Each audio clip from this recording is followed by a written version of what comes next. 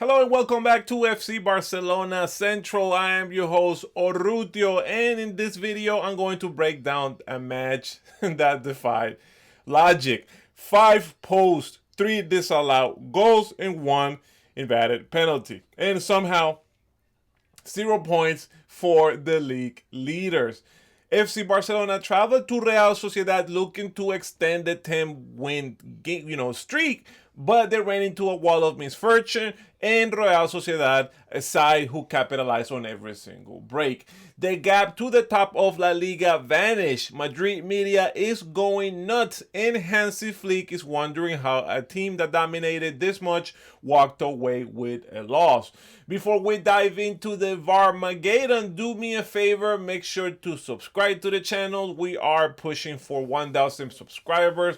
And you definitely do not want to miss the upcoming UEFA Champions League analysis in the next few weeks.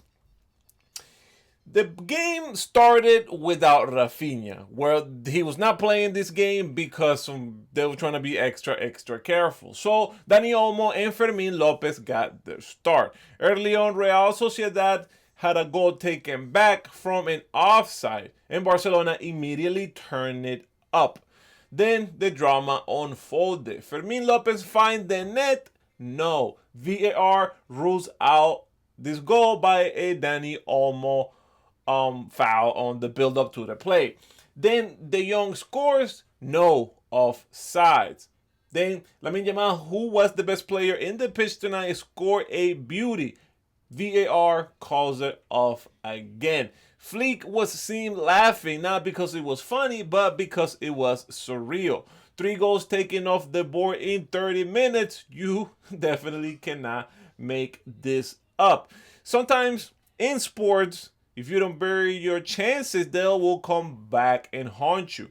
Despite Barcelona playing some of the best and most beautiful football we've seen this season, Mikel Oyarzabal capitalized on a very rare Real Sociedad counter to make it 1-0.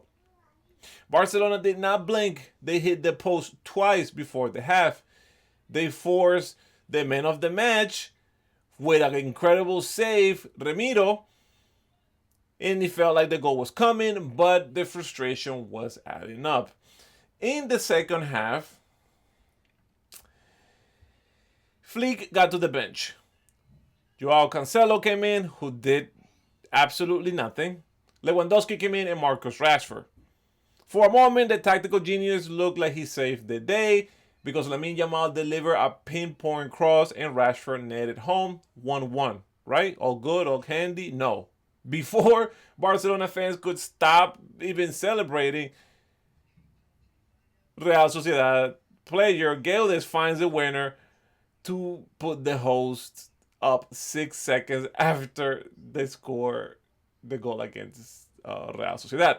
From excitement to deflation in 1 minute. Barca will have hit the woodwork 2 more times before the finals.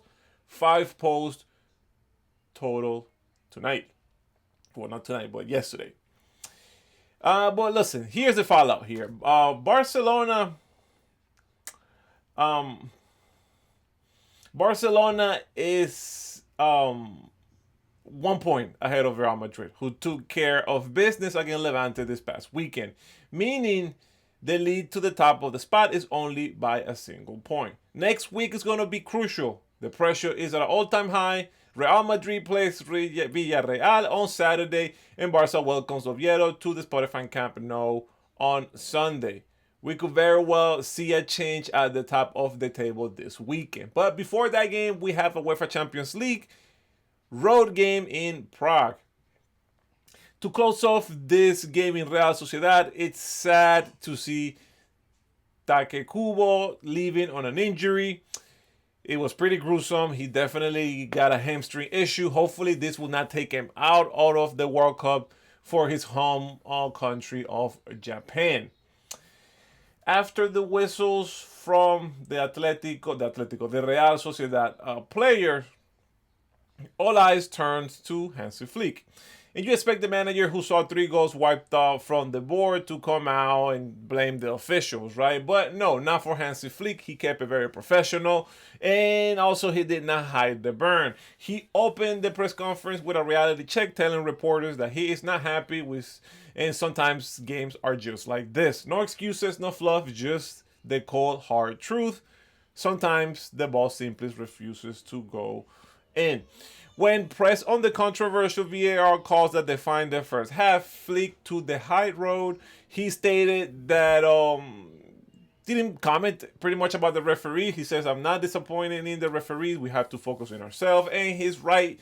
Despite all these VAR decisions going against Barcelona, Flick was transparent about the missed opportunity and nodding that this squad should have scored more goals, which is pretty good. I think he's focusing on what we or the players can control and not for external causes like the referees. Don't forget that in Copa del Rey, the draw is this Monday. With Real Madrid already being knocked out by Albacete, the path is kind of on a silver well platter for Barcelona. I know we still have Atletico Madrid lurking, but after tonight's performance, everything seems to be possible. It was not a great game for Barcelona. They definitely missed a few chances, more chances than usual, and they did not seal the game. But lastly, I want to talk about some devastating news that broke late last week, and it has to do with a gut punch that we received because Pedro Fernandez is leaving the club. By then, you will already know that it seems like Paris Saint-Germain is going to get this player. The 18-year-old reportedly decided to pay his $6 million release clause to force this, an exit this winter. This is not a rumor. Joe informed Hansi Flick last week at Ciudad Esportiva. It is a massive failure for a front office. Barca planned to renew the player when he turned 21 on January 12th, right after the Super Cup, but Deco could not close the operation in time. So now the Sharks on Europe smell blood. Paris Saint-Germain being the one. Flick clearly trusted the kid. He gave him 148 minutes of actions, including a UEFA Champions League debut and the final appearance against Atletico back in December.